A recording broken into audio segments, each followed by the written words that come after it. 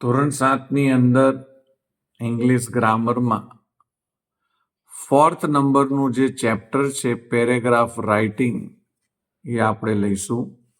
એમાં પહેલો એસે આપેલો છે માય ફેવરેટ એનિમલ, મારું મનપસંદ પ્રાણી.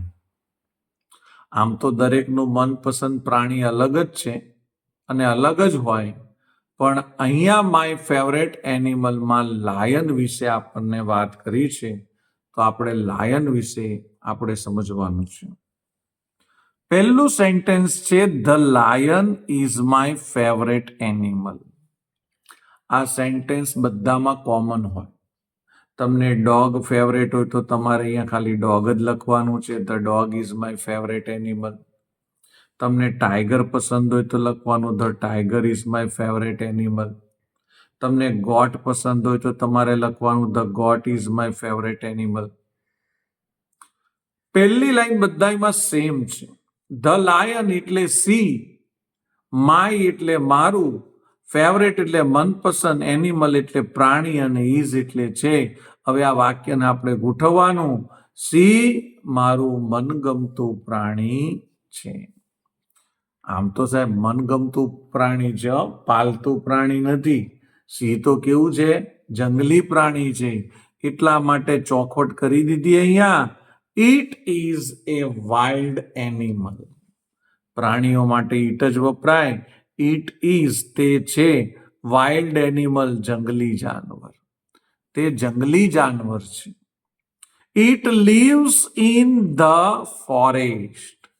લીવ્સ એટલે રહે છે. જો સિમ્પલ પ્રેઝન્ટ ટેન્સ છે, સબ્જેક્ટ પછી સીધું V1 છે. It lives in the forest, તે રહે છે જંગલમાં. ફોરેસ્ટ એટલે શું? જંગલ. It is cold the king of the forest.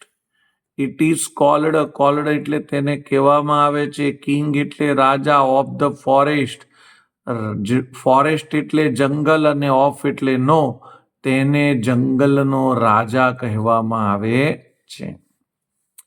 The lion has thick long hair. સિંહને થીક એટલે કે જાડા, લોંગ એટલે લાંબા, હેર હોય છે. પણ ક્યાં હોય છે? ઓન ઇટ્સ નેક, તેની ગરદન ઉપર.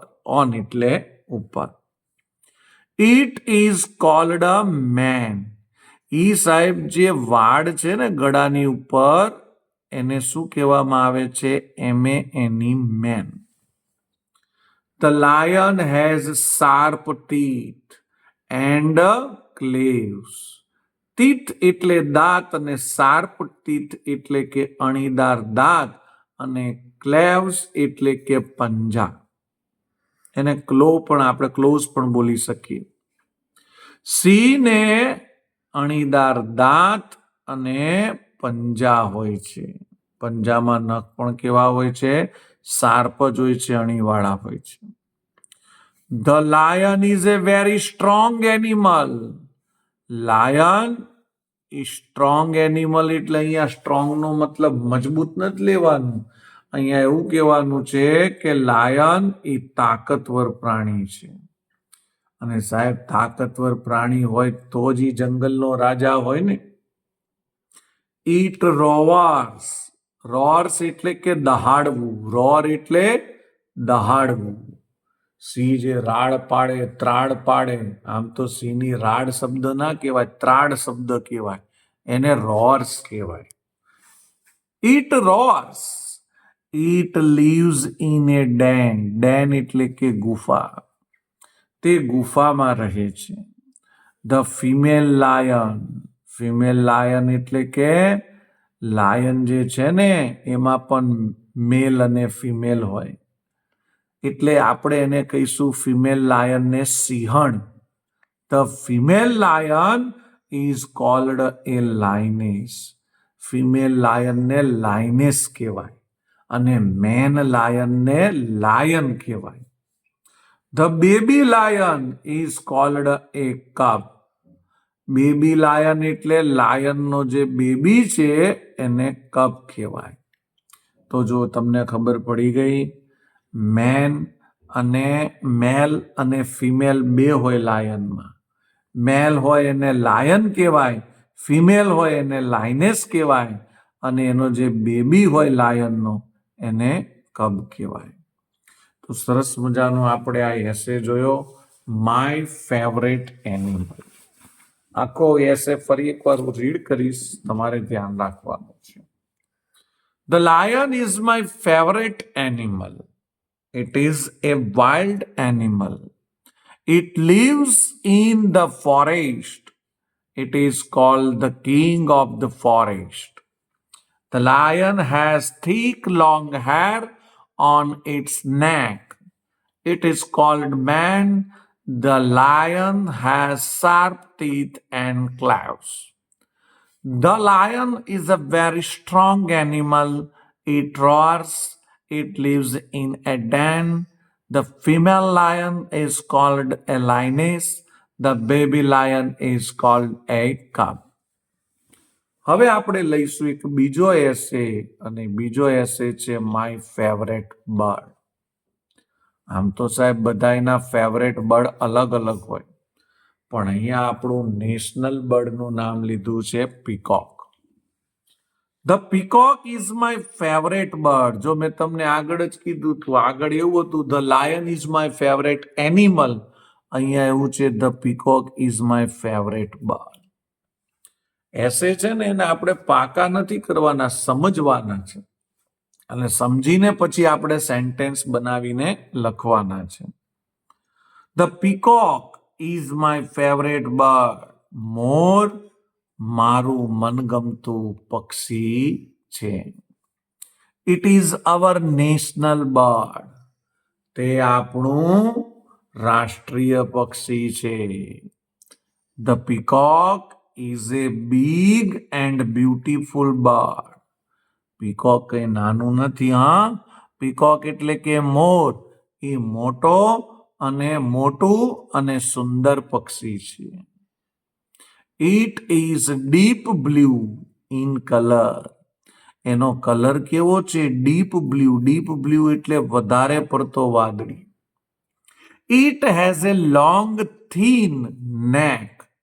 એને લાંબી, થીન એટલે પાતળી, નેક એટલે ગરદન છે. તેને લાંબી પાતળી ગરદન છે. It has colourful feathers. તેના ફેધર્સ કેવા છે? રંગબેરંગી છે. આમ તો આનું પ્યોર ગુજરાતી એવું થાય, તેની પાસે રંગબેરંગી પંખ છે, પણ આપણે એવું નથી લખવાનું. લખવાનું ખરું, પણ એનો મિનિંગ એવો કાઢવાનો, તેને રંગબેરંગી પીછા છે. It can spread its feather like a fan. તમે સાહેબ હાથમાં પકડવાનો પંખો જોયો હશે, આવો હોય છે. આવો જો હોય છે ને, એ હાથમાં પકડવાનો જે પંખો છે ને સાહેબ, એની જેમ આ જે પીકોક છે ને એ પોતાના ફેનને સ્પ્રેડ કરે છે. સ્પ્રેડ કરવું એટલે કે ફેલાવવું. The peacock can dance very gracefully. Gracefully એટલે ખૂબ જ સુંદર રીતે પીકોક શું કરે છે? ડાન્સ કરે છે. The peacock its grains.